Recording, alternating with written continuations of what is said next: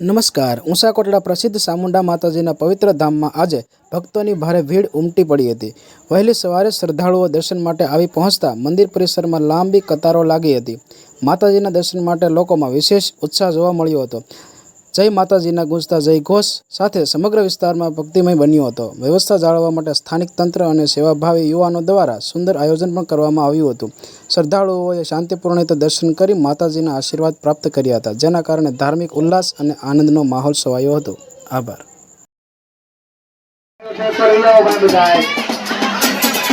હાલો બાબા, હાલો ભાઈ, બહેનો